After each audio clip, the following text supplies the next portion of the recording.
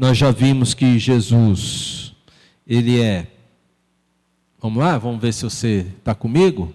Jesus é o pão da vida, a luz do mundo, a porta e o bom pastor, né? Então já estamos na quinta parte da série, certo? Jesus é a ressurreição e a vida. E hoje nós vamos fazer uma leitura um pouquinho mais longa. Eu creio que vale a pena demais nós lermos o Evangelho de João, capítulo 11. Nós vamos ler alguns trechos aqui desse Evangelho, ok? João, capítulo 11. E diz assim a palavra de Deus. Vamos ler do 1 ao 6. Vamos iniciar lendo João capítulo 11, versículos de 1 a 6. Todos acharam? Um homem chamado Lázaro estava doente. Ele era de Betânia, da aldeia de Maria e de sua irmã Marta. Esta Maria, cujo irmão Lázaro estava doente, era a mesma que ungiu o Senhor com perfume e lhe enxugou os pés com seus cabelos. Por isso, as irmãs de Lázaro mandaram dizer a Jesus: aquele que o Senhor ama está doente. Ao receber a notícia, Jesus disse: essa doença não é para a morte, mas para a glória de Deus, a fim de que o Filho de Deus seja glorificado por meio dela. Ora, Jesus amava Marta e a irmã dela e também Lázaro. Antes da gente ler o verso 6, eu acho muito interessante aqui o verso 5. Eu não sei você, muitas vezes eu pensei que Lázaro fosse tipo assim, o melhor amigo de Jesus, que nunca apareceu nas Escrituras, né? Mas o texto bíblico deixa bem claro para nós que Jesus não era amigo só do Lázaro, mas também da Maria e da Marta, né?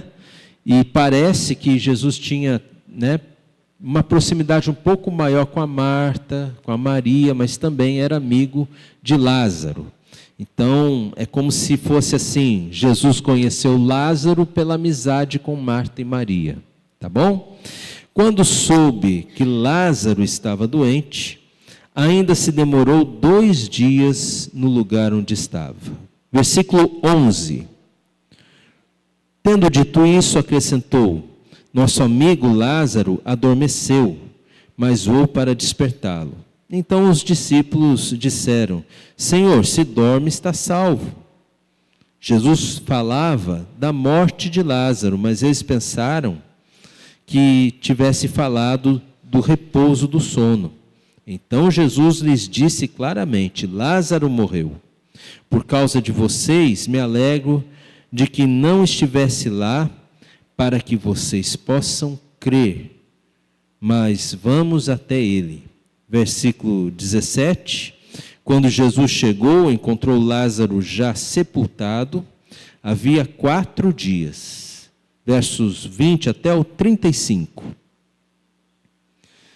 Marta, quando soube que Jesus estava chegando, foi encontrar-se com ele.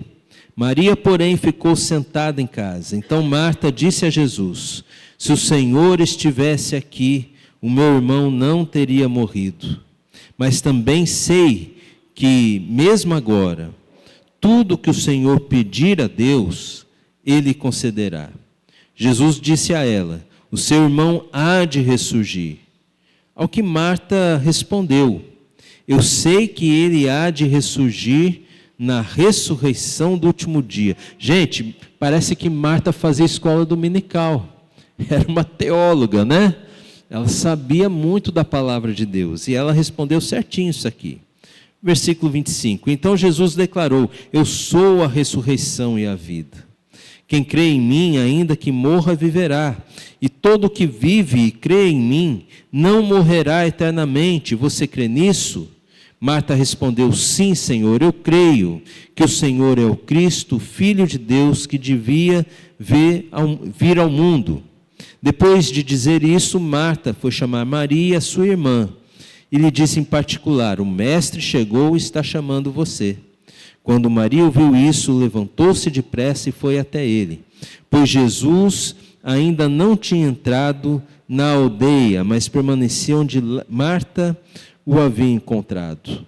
Os judeus que estavam com Maria em casa e a consolavam, vendo-a levantar-se depressa e sair, seguiram-na, pensando que ela ia ao túmulo para chorar.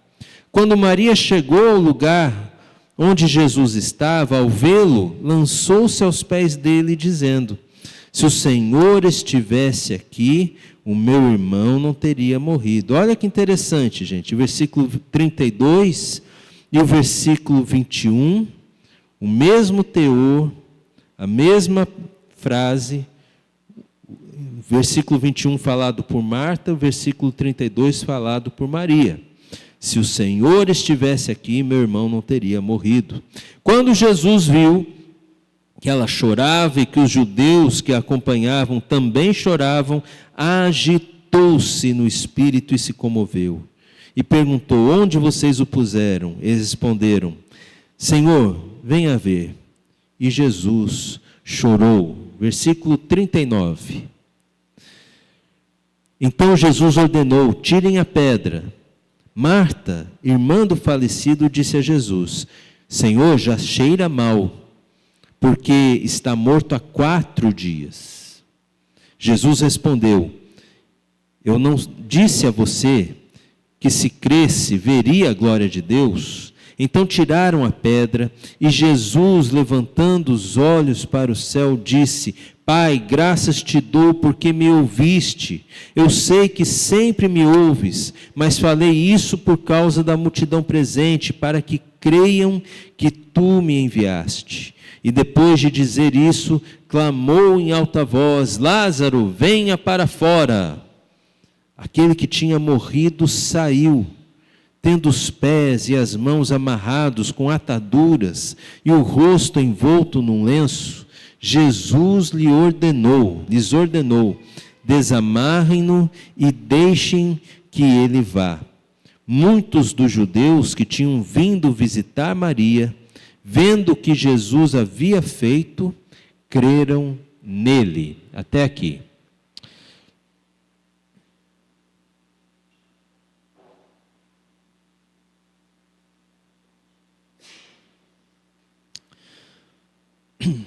Há um ditado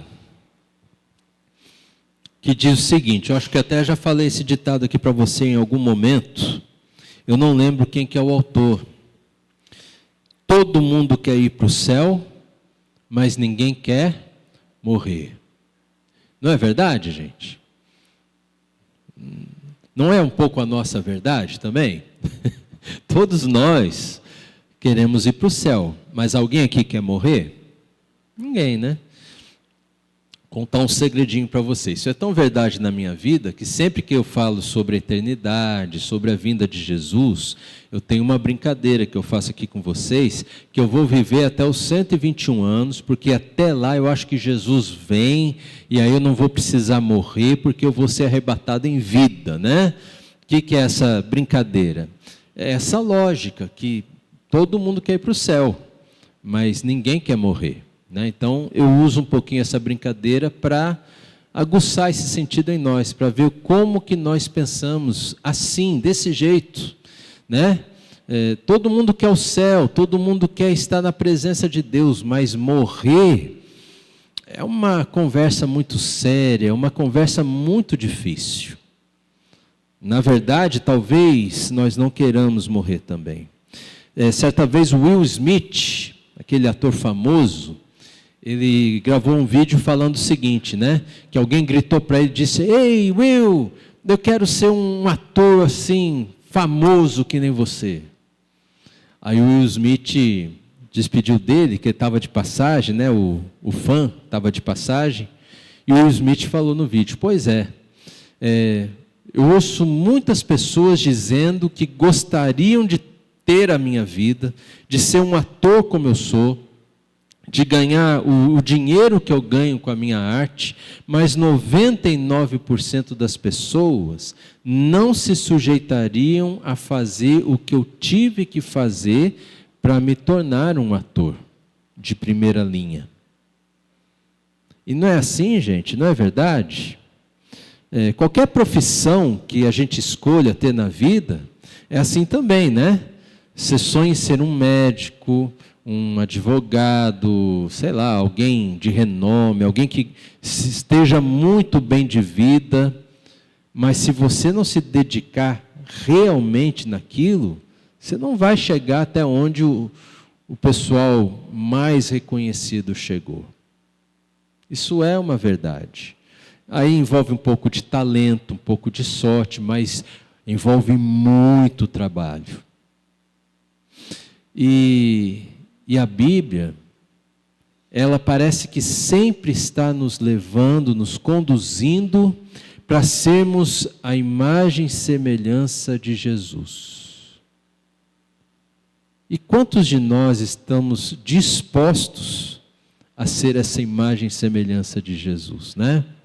Aqui é só para a gente pensar um pouquinho, até onde tem alcance essa frase, né? Todo mundo quer ir para o céu, mas ninguém quer morrer.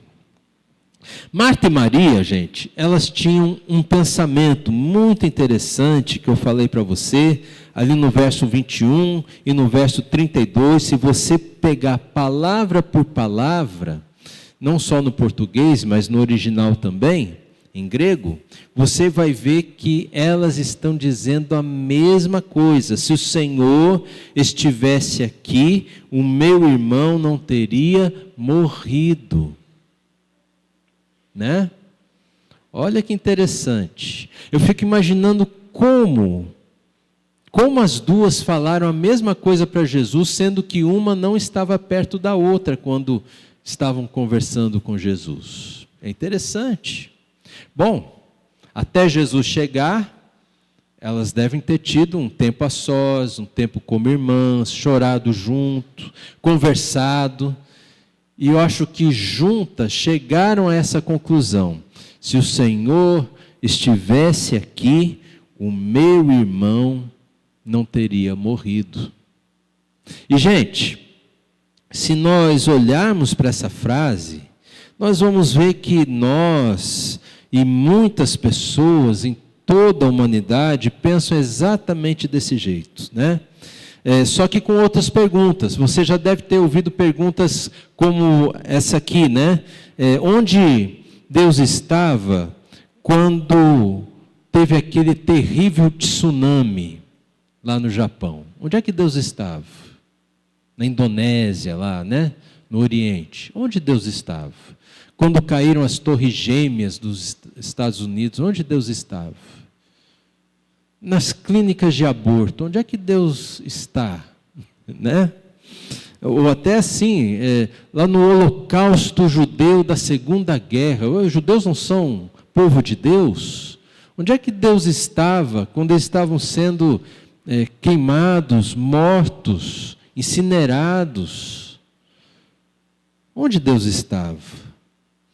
E essa pergunta, ela chega muito próximo de nós, do nosso coração, da nossa casa, na minha dor, na dor que eu estou sentindo hoje, seja uma dor física, seja uma dor na minha alma, onde está Deus?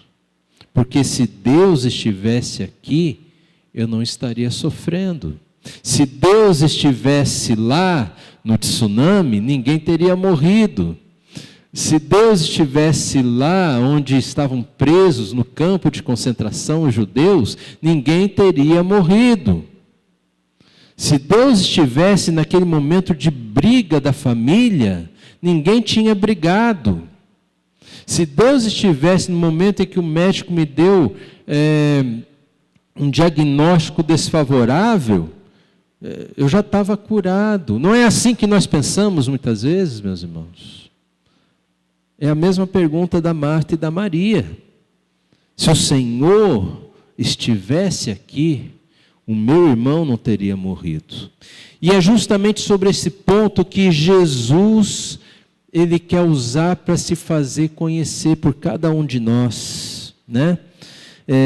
Todos nós queremos um Deus que salva a nossa vida do jeito que ela é, mesmo que não haja Jesus na nossa vida, né?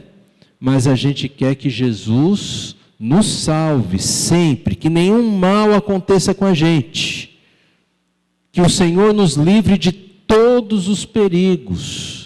Não é à toa que em muitos lares a gente encontra uma Bíblia aberta no Salmo 91, mas você vai ver, ninguém da casa muitas vezes leu sequer o Salmo 91. Por quê? Tratam como se, abrindo esse livro, Deus estivesse presente e nenhum mal pudesse acontecer. Faz da Bíblia um amuleto muitas vezes. E nós muitas vezes podemos até errar também na nossa oração. Olha só, a gente às vezes está tão preocupado com a nossa segurança, com a nossa situação, e nós muitas vezes podemos orar assim e pedir para Deus: Senhor, e livra-nos de todo mal e tal, e assim esperar que nós não tenhamos nenhum revés na vida. Quantos de nós já não pensou assim? Já não fez isso? E a nossa esperança é que Deus esteja presente, não para nos transformar, mas para que nenhum mal nos alcance. Porque se o Senhor estiver presente, o meu irmão não morre, eu não morro, eu não sofro, eu não passo mal, né? Nada de ruim vai acontecer comigo. Meu irmão, minha irmã, Jesus está querendo nos dizer que Ele não é assim. Ele não é essa pessoa que impede que eu e você passemos por momentos difíceis na vida. Jesus não veio para evitar a nossa morte. Jesus não veio para evitar as nossas lutas. Jesus não veio para evitar as nossas dores. Ele veio para estar conosco. Ele é o Emanuel, Deus conosco, bem presente no meio de todas as nossas tribulações, né? Jesus, na verdade, Ele prometeu estar conosco em todos os momentos da vida. Lembram? Mateus 28, 20. Eis que estou convosco todos os dias, até o final dos tempos. Jesus está conosco, amém, meus irmãos? Mas isso não significa que Jesus vai impedir que eu e você enfrentemos dificuldades na vida. E até mesmo a morte, incluindo a nossa própria morte. Ele sabe que devemos morrer. Porque a morte, meus irmãos, o que é a morte? Ela é uma consequência. Tiago lá fala que morte é uma filha, né? Quem que é o pai da morte? Lá em Tiago. Vamos ver, meus irmãos aí que são leitores da palavra de Deus. Quem que é o pai da morte em Tiago, gente? O pecado. E quem que é a mãe do pecado? A cobiça, né? Então, por causa do pecado, a morte entrou no mundo. E essa é uma realidade que nem eu nem você temos como driblar. Tem uma peça, João Ubaldo Ribeiro, chamado... agora escapou o nome, estava aqui na ponta da língua. O Alto da Compadecida. Que tem um personagem lá, que ele quer driblar todo mundo, né? A Maria quer driblar Deus, quer driblar até a morte. Inteligente o João Baldo Ribeiro. É o que todo mundo quer, se possível, driblar a morte. Mas, na verdade, essa é uma conversa de impossibilidade. Não tem como a gente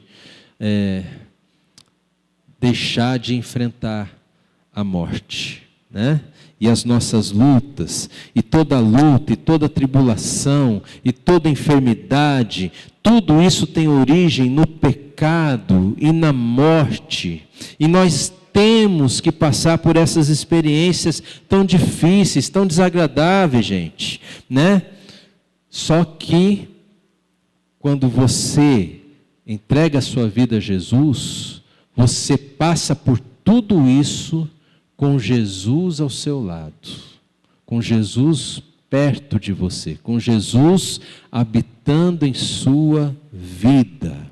Ele nos fortalece, Ele nos ajuda, Ele enxuga as nossas lágrimas e muitas vezes, Ele nos cura.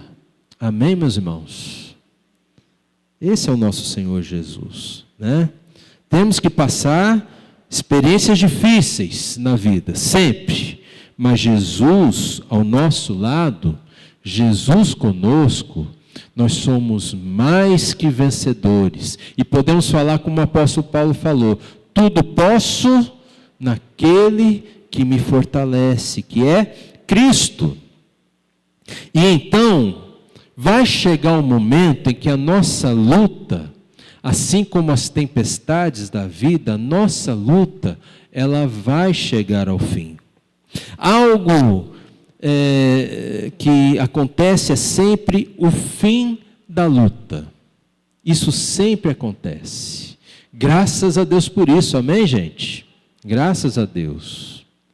Mas quando a luta chega ao fim, é porque também chegou ao fim, ou Jesus, no seu poder, na sua graça, usou essa luta, usou esse momento difícil, essa tribulação, para fazer morrer em nós algo que nos afastava de Deus.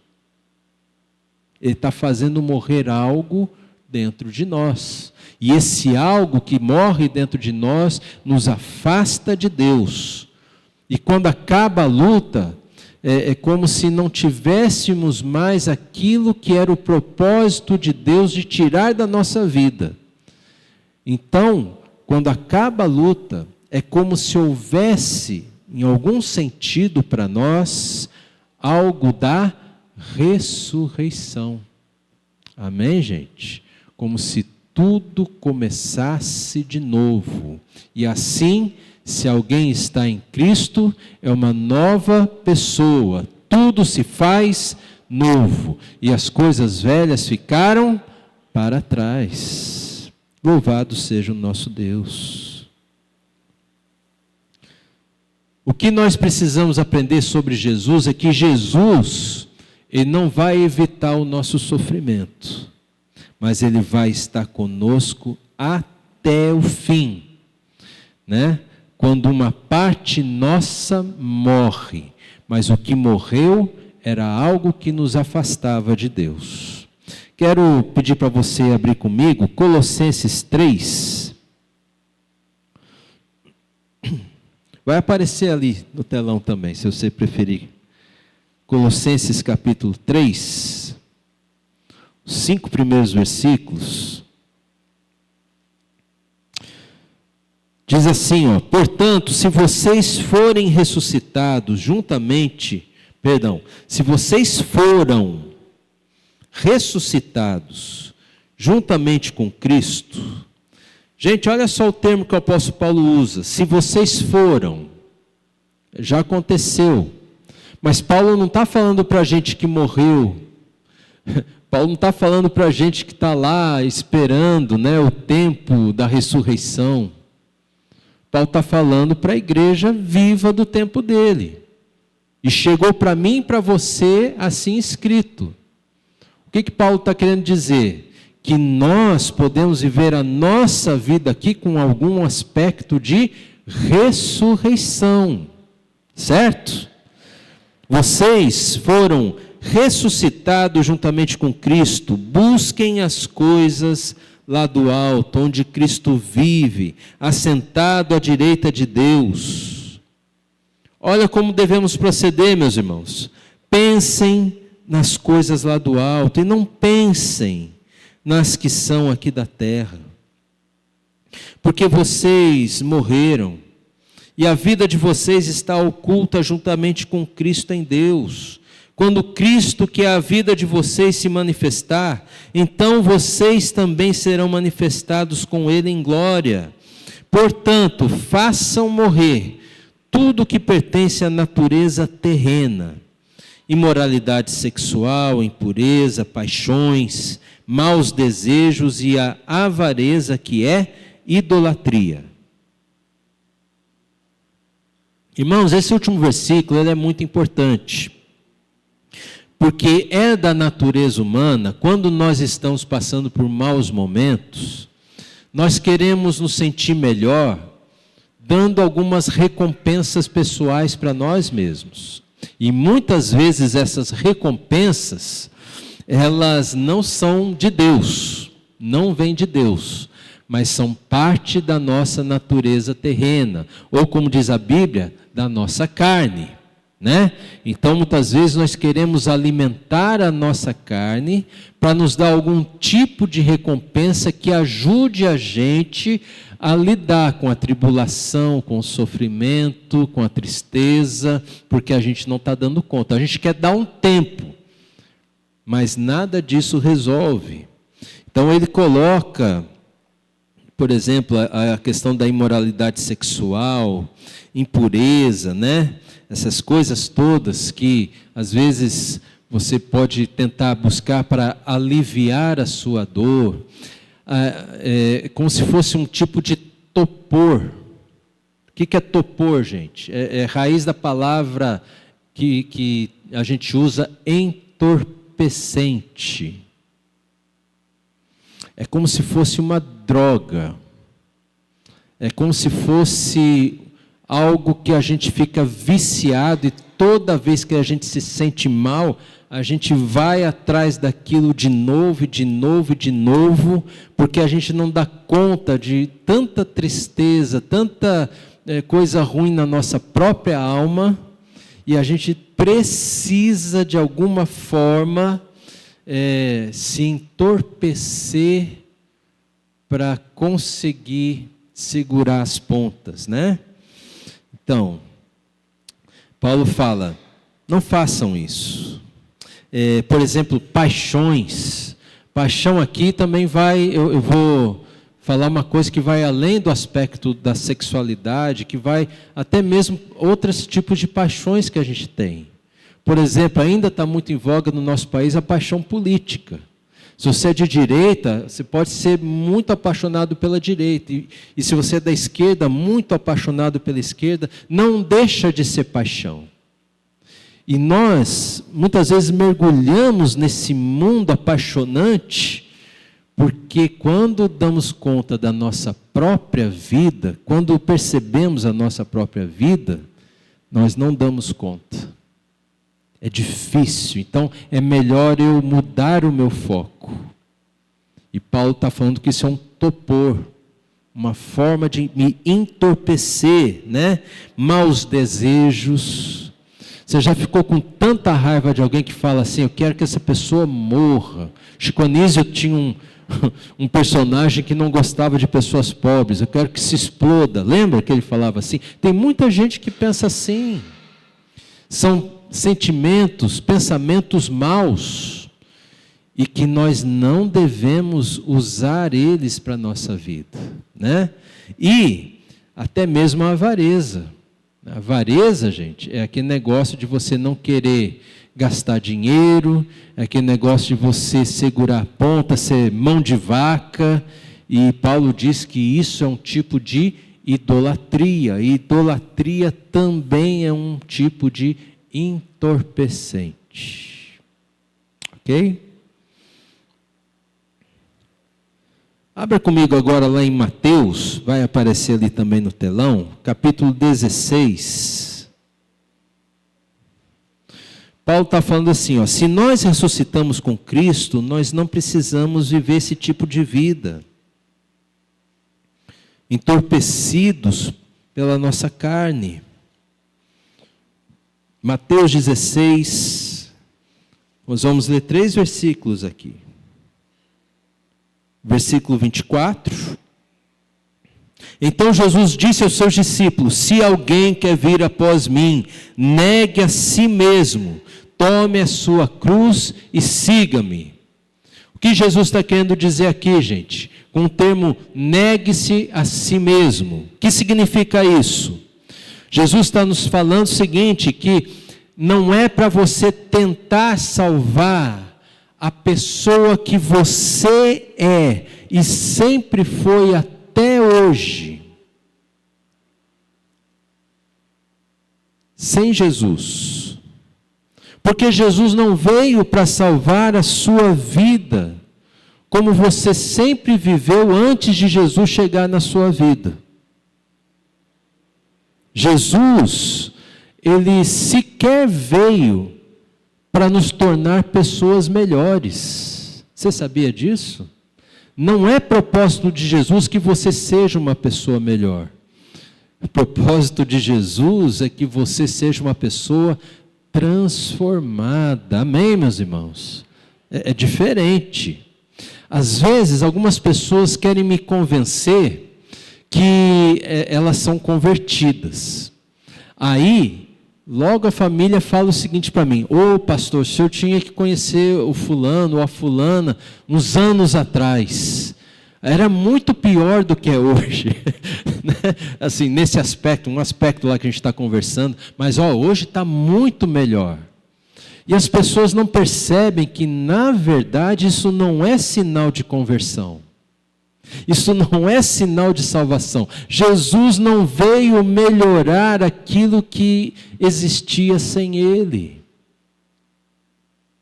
Vocês estão entendendo, meus irmãos? Amém? Jesus não veio fazer de mim uma pessoa melhor, porque eu sou uma pessoa condenada à morte por causa do pecado. Jesus veio me transformar por completo. E se não houver essa transformação completa em minha vida, por mais que eu seja uma pessoa melhor, eu ainda não fui salvo por Jesus. O que Jesus quer fazer em nós não é nos fazer melhores, é nos fazer diferente de quem nós sempre fomos antes dele chegar na nossa vida. Esse é o ponto.